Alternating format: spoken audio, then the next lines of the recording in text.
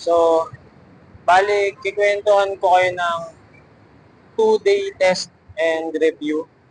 So, nakita nyo naman, pinahiram sa atin yung Break 17 na frame set. Ang pangalan niya pala ay Break 17 Transfer na naka BB17 fork din. So, yun na siguro yung kasama niya. Then, yung front niya ay specialized na tri-spoke pala. So, na Maxxis Velocita na tire. Sa rear naman, naka Taiwan na carbon tri-spoke. Then, Maxxis Radius. Sa stem, marami nagtatanong. So, ano siya? Red salmon. Then, kinostom paint ng may-ari. Sa handlebar naman, Easton EA70. Then, Jura Ace 7710 na 54 teeth. Naka Surely na 19 teeth.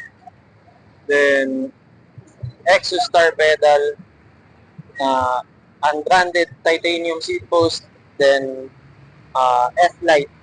F-Light. Basta test saddle. Sa ano naman, headset, naka-spike. Sa tensioner, naka-Surely. Sa levers, naka-Lycro. Caliper Ortegra. Then, straps, the Brand X. Yun, nakita niyo yung bike.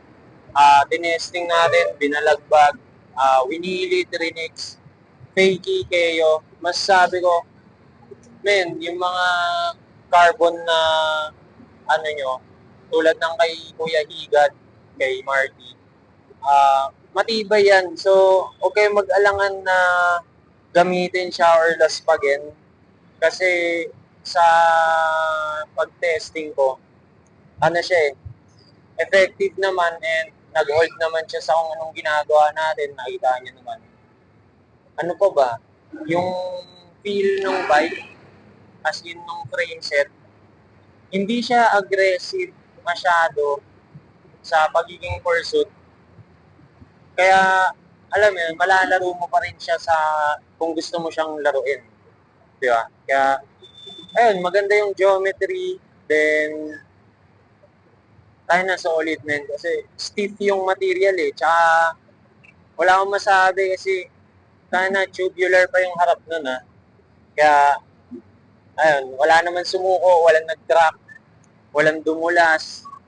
Kaya, ayun, masabi ko, isa lang talaga masabi, 9.3 out of 10. Kasi, matibay, men, matibay. Kaya, ayun, mga nagsasabing, tangin na, ba mag-crack, baka mahirap. Wala. Testingin nyo. O kaya, ipa-testing nyo sa akin para makita natin kung, diba, kung mahal lang ba yan or talagang sulit sa presyo. Kaya, yun. Maganda yung bike. Aggressive. Responsive. Tsaka, ano pa ba? Madaling gamitin. Magaan yung build. Kasi carbon parehas, front and rear. Tapos yung frame. Yun, wala akong masabi kasi sobrang unique niya. Kaya, yun. NYC nga tawag nila eh. Pero yun, pati testingin nyo yung bike nyo. Tsaka kung hindi nyo naman matesting, patesting nyo sa akin. Message na kayo pare. Kita-its. Ganda, solid. Naman pagdating sa mga liko. So, yun lang. Syempre, curious yung iba dahil ano nga, tulad kagabi sabi ng mga tropa, hindi yan masira yan wag. Sa nakita naman ng iba din, pati nakita natin sa video na wala men, safe pa rin. Baga, madudumihan lang to pero di mo, maunat talaga. Maunat. Tingin nga tol. Oo nga. Maunat, nakita nyo. Maunat nga. Nakunan yung bunny hop, diba? Oo. Bunny hop, skid, fakey, slider, chaos, speed, drop, ano pa ba, wheelie, tracklo. Madaming pinagdaanan na ano to, kalsada pero safe na safe gagi. So, yun. Lakas tol. Maganda yung bike na to, men. Ano siya eh. may distinct na taste. Kaya Tol. kakaiba. Kahit hindi siya most expensive or most high-end, quality yung parts, tsaka paano namin, yan na yun. Boom build no. Ang inang lakas So, niya, tol. Yun, overall 9.8 over 10. So, yun, maraming salamat, men. Yun. Ingat. Solid, solid. Okay na. Okay na yan, tol. Para Solid, sa solid. glitan lang.